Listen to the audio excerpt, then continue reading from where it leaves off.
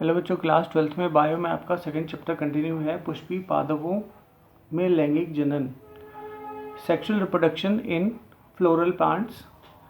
बच्चों, जनन की कई सारी विधियां होती हैं, जिनमें से कुछ विधियां बहुत ज़्यादा प्रचलित हैं, जिसमें नंबर 1 पे आती है। फर्स्ट नंबर है लैंगिक जनन, जिसमें दो अलग अलग गैमीट्स का मिलना आवश्यक होता है। और नंबर सेकंड दूसरे नंबर पे आती है बच्चों अलैंगिक जनन। इसमें किसी एक गैमीट्स के द्वारा ही प्रजनन हो जाता है। और उसके बाद एक बहुत सामान्य सी विधि है कायिक जनन। इसे वेजिटेटिव रिप्रोडक्शन कहते हैं, जिसमें पौधे की किसी भाग से कोई भी अंग निकालकर, कोई भी भाग लेकर उससे एक पौधा डेवलप कर लिया जाता है, या पौधे का भाग डेवलप कर लिया जाता है। वो कायिक प्रजनन कहलाता है, या वेजिटेटिव रिप्रोडक्शन कहलाता है। पादप लैंगिक प्रजनक है। असंख्य प्रकार के पुष्प, जिन्हें हम आनंद से टकटकी लगाकर देखते हैं, सूंघते हैं, तथा जिनकी महक से हम मदहोश हो जाते हैं, उनके भरपूर रंग आदि सभी बातें उनके लैंगिक जनन में सहायक होती हैं। पुष्प का अस्तित्व मात्र हमारे उपयोग के लिए नहीं है। सभी पुष्पी पादप लैंगिक प्रजनन प्रदर्शित करते हैं। पुष्पों तथा पुष्पी अंगों की संरचना की विविधता पर एक दृष्टि डालें तो वे अनुकूलन की एक व्यापक परिधि को दर्शाते हैं, ताकि लैंगिक जनन का अंतिम उत्पाद फल और बीज की रचना सुनिश्चित हो सके। आइए इस अध्याय में आकारिकी, एनाटॉमी, संरचना, स्ट्रक्चर तथा पुष्पी पादपों आवृत बीजों में लैंगिक जनन के प्रक्रिया को समझेंगे।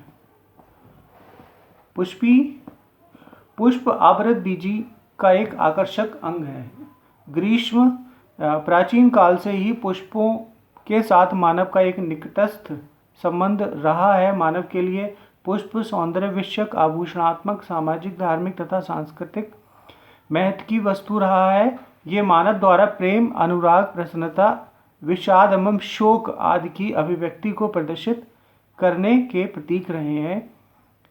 कम से कम ऐसे 5 पुष्पों की सूची बनाएं जिनका आभूषणात्मक, सांघिक महत्व दिया हो, जिन्हें घर एवं बगीचों में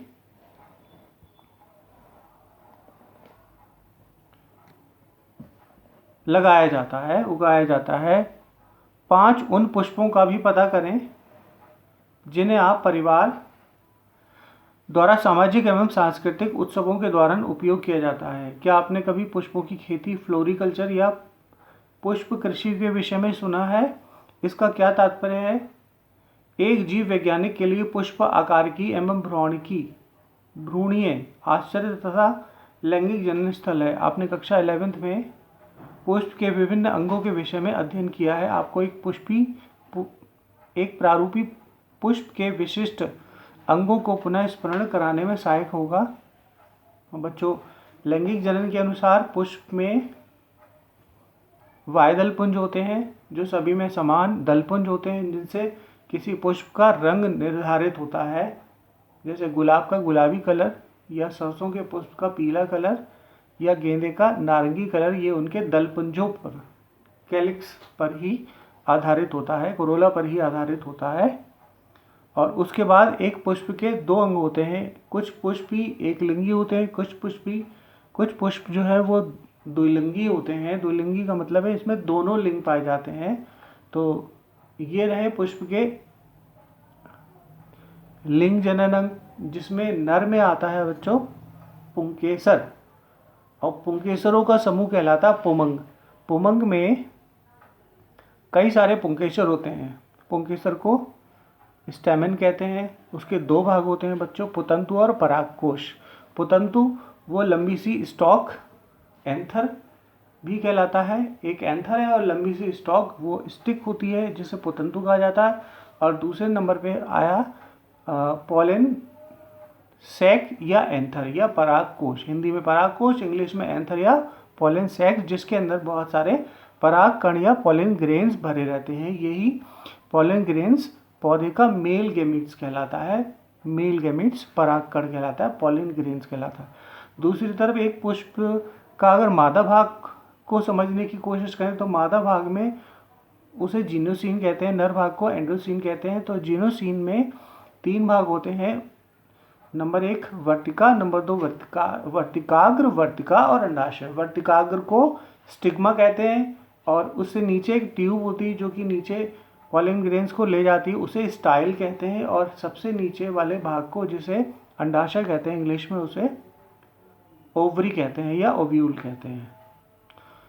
तो इस तरह से एक पुष्प के ये सारे भाग हो गए, बाह्यदल पुंज सभी में समान, दल पुंज सभी में समान, और स्त्री केसर वाला भाग जायांग जो कि बीज बनाएगा, और पुष्प वाला भाग, नर पुष्प वाला भाग परागकोश कहलाता है। परागकोश के अंदर परागकण कहलाते हैं। यही परागकण जो है वो नर भाग के गैमीट्स होते हैं।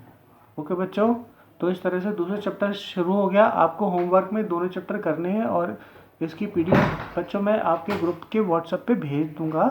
दोनों चैप्टर की पीडीएफ भेज दूंगा, उसे आप अपनी क्लास वर्क कॉपी में और होमवर्क कॉपी में उसे कर लीजिएगा। और ये हॉलीडे होमवर्क की जो कॉपी होगी उसमें भी उसे करना है। ओके बच्चों, thank you so much for watching my video.